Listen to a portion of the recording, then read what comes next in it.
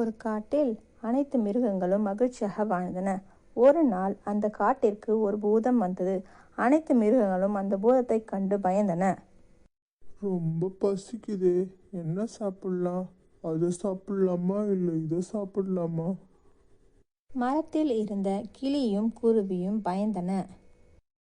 இன்னைக்கு இதை சாப்பிடலாம், நாளைக்கு அதை சாப்பிடலாம், நல்ல டேஸ்டா இருக்கும். கிளியும் குருவியும் பறந்து சென்று அனைத்து மிருகங்களிடம் எச்சரித்தது.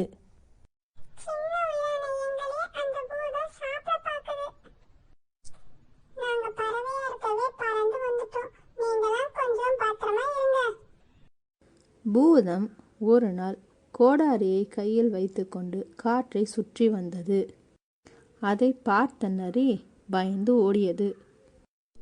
அச்சச்சோ, இந்த கோடாரி யார் கால்னா பட்டா என்ன ஆவறது? சரி, நாம் இதை எடுத்து பத்திரமா வைப்போம்.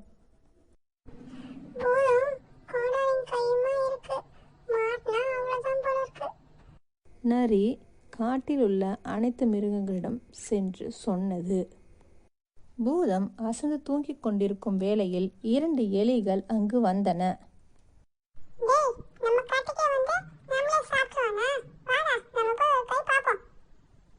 எலி பூதத்தின் மேல் ஏறியது. பூதம் தூக்க களைப்பில் எலியை தட்டிவிட்டது. எலி பறந்து சென்று விழுந்தது.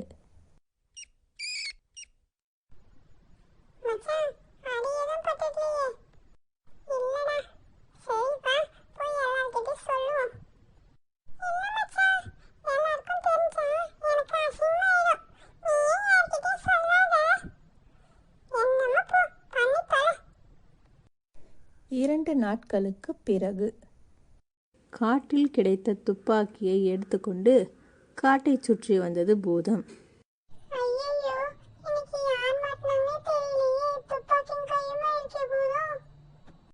ரொம்ப பசிக்குதே, ஏதாவது சாப்பிடுவோம். பூதம் பறந்து சென்று மரத்தில் உட்கார்ந்தது. அதை கவனித்த 2 குரங்குகள், பெரிய பித்தக்காரனா இருப்பான் போலடா, பறந்து பறந்து வரா, வாடா ஓடிடலாம்.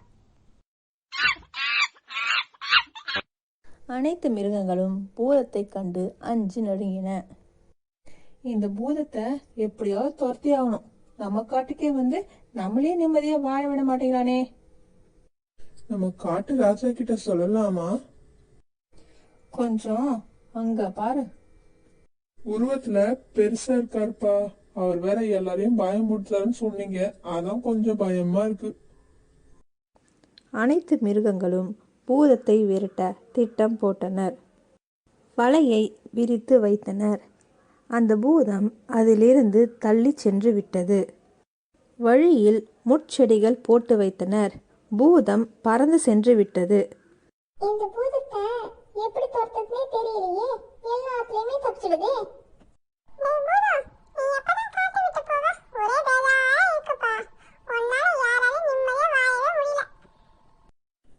இந்த காட்டை விட்டு போற அளவுக்கு நான் என்ன பண்ண?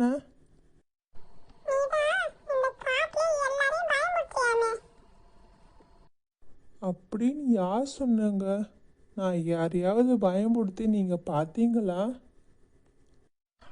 ஒரு நாள் கிளியும் குருவியும் மரத்துல உட்காந்துட்டு இருந்தது. அதை இதை சாப்பிடலாமா அதை சாப்பிடலாமா சூஸ் பண்ணி சாப்பிட போனியாமே, உண்மையா? சூஸ் பண்ணது என்னமோ உண்மைதான். ஆனா கிளியோ குருவியோ இல்லையோ, மாம்பழத்தையா ஆப்பிளையான்னு சூஸ் பண்ண. நீங்க தப்பா புரிஞ்சுக்கிட்டீங்கன்னா நான் என்ன பண்ண முடியும்?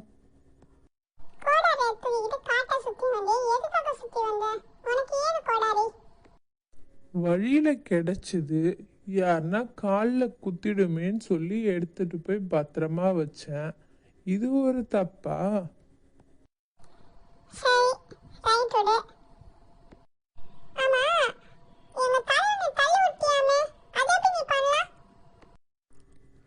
உங்க தலைவன் யாரு?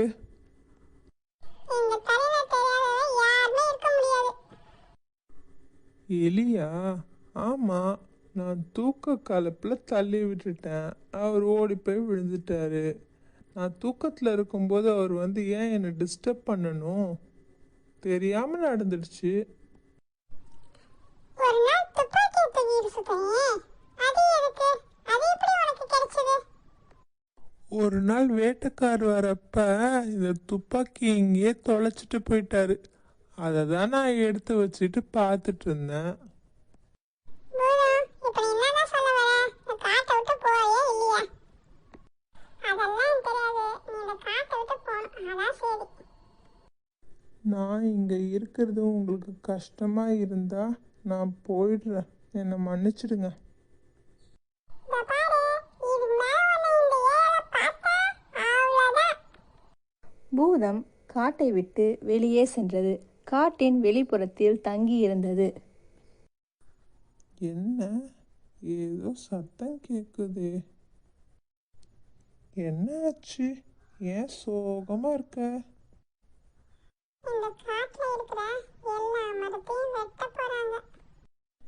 யாரு எல்லா மரத்தையும் வெட்ட போறாங்க? அந்த மனுஷங்க தான் என் வீடும் என்னை விட்டு போக போகுது. இதனால இந்த காடே அழிஞ்சிட்டு வருது, தெரியுமா? கொஞ்சம் இரு, நான் வரேன். எங்க பாப்பா போற? சொல்லிட்டு பாப்பா. என்னப்பா, என்ன ஆச்சு?